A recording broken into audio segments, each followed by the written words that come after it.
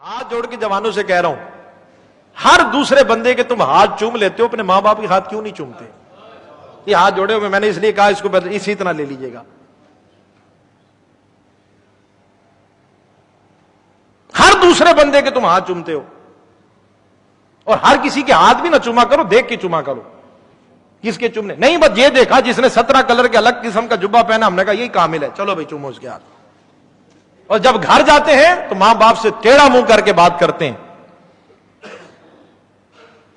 یہ باتیں سمجھ آ رہی ہے؟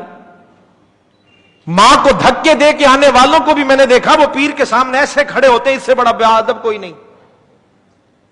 ایسی خدمت کا کوئی فائدہ نہیں، ایسی تبلیغ کا بھی کوئی فائدہ نہیں جس میں ماں باپ آپ سے ناراض ہو جائیں۔ میرے دوستو، ماں باپ تو وہ ہیں، حضرت ابن عباس رضی اللہ تعالی عنہما اس کے راوی ہیں کہ جب بندہ آ کے اپنے ماں باپ کو دیکھتا ہے، میرے محبوب نے فرمایا اللہ اسے مقبول حج کا ثواب عطا فرماتا ہے۔ تھوڑا اور اونچی آواز سے کہہ تو مجھے تسلی ہو جائے۔ صحابہ نے عرض کی یا رسول اللہ صلی اللہ علیہ وسلم، اگر دن میں کئی بار آنا جانا ہو گھر میں، پھر حضور نے فرمایا کہ رب کے یہاں کوئی کمی تو نہیں ہے، تو جتنی بار بھی اپنے ماں باپ کو دیکھے گا اللہ تجھے اتنی حج کا ثواب عطا فرمائے۔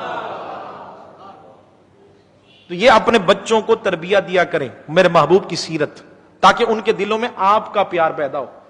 پھر یہ شکوے نہیں آئیں گے کہ بچے کہنا نہیں مانتے، غصہ کرتے، اب جی ہماری بات نہیں سنتے، تو انہیں بتائے نا حضور کی سیرت۔ اور یہ سب کے لیے ہے۔ میرے کریم آقا صلی اللہ علیہ وسلم کی بارگاہ میں ایک دیہاتی خاتون ہے، دل سے سنیے جملے۔ دیہاتی خاتون آئی، حضور نے کھڑے ہو کر ان کا استقبال کیا۔ میرے کریم آقا صلی اللہ علیہ وسلم نے جلدی سے اپنی چادر بچھا دی، وہ خاتون بیٹھ گئی، حضور باتیں کرنے لگے۔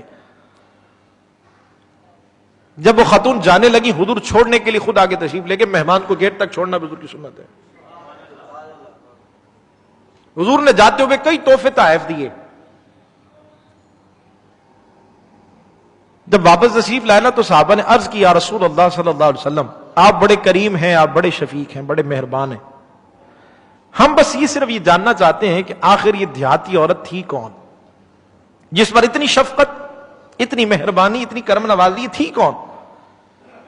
دل کے کان میری طرف رکھ کے جملے سنیے گا۔ میرے کریم آقا صلی اللہ علیہ وسلم نے فرمایا کہ آج میرے دودھ پلانے والی ماں حلیمہ سعدیہ چل کر میرے گھر پہ آ گئی تھی۔ جب دودھ پلانے والی ماں سے حضور کا یہ پیار ہے، سگی ماں سے حضور کو کتنی محبت ہوگی؟ آج ہمارا اپنے ماں باپ سے کیسا رویہ ہے؟ ماں باپ دھکے کھا رہے ہیں، بیٹا تبلیغ پہ نکلا ہوا ہے، ماں باپ ہاسپٹل کے باہر دوائیوں کی پرچیاں لے کے رو رہے ہیں، کوئی دوائی دلوا دے، بیٹا پیر کی خدمت میں ہے۔ نہ ایسی تبلیغ کا کوئی فائدہ، نہ ایسی پیری مریدی کا کوئی فائدہ جس میں ماں باپ راضی نہ ہوں۔ 10 عمریں 20 حج کر لیں، منہ پہ مار دیے جائیں گے جب تک تمہارے ماں باپ راضی نہیں ہوں گے۔ رب کی رضا ماں باپ کی رضا میں رکھی ہے۔ میرے دوستو، اپنے ماں باپ کی عزت کیا کرو، ماں باپ سے محبت کرو۔ انکار نہیں کر رہا، میں خود نسبت والا ہوں، لیکن مرشد اول ماں باپ ہیں، بعد میں مرشد ہیں۔ ماں باپ کی خدمت کرو، اور یہی کامل جو ہوتے ہیں نا وہ یہی پیغام دیتے ہیں، چونکہ میرے محبوب کا یہ فرمان ہے۔ حضور کی بارگاہ میں شخص آیا، عرض کیا رسول اللہ صلی اللہ علیہ وسلم، میں جہاد پہ جانا چاہتا ہوں، اجازت عطا فرمائے۔ حضور نے فرمایا تیرے ماں باپ ہیں؟ جی یا رسول اللہ صلی اللہ علیہ وسلم۔ میرے محبوب نے فرمایا جا ان کی خدمت کر، یہی تیرا جہاد ہے۔ یہ کاملین جو ہوتے ہیں نا، جو ہلاک کے پاس جائیں گے تو وہ پھر ان تک ہی رہ جائیں گے۔ اگر علماء کی صحبت میں، کاملین کی صحبت میں آئیں گے تو یقیناً وہ آپ کو یہ تربیت کریں گے کہ بیٹا ماں باپ کی خدمت کیا کرو، ماں باپ۔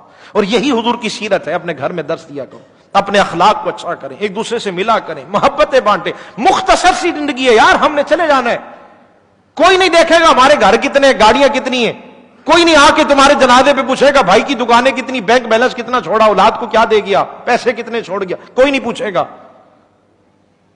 صرف آنے والا یہ پوچھتا ہے کہ اس کا چہرہ دکھاؤ، یہ حضور کا غلام ہے کہ نہیں ہے۔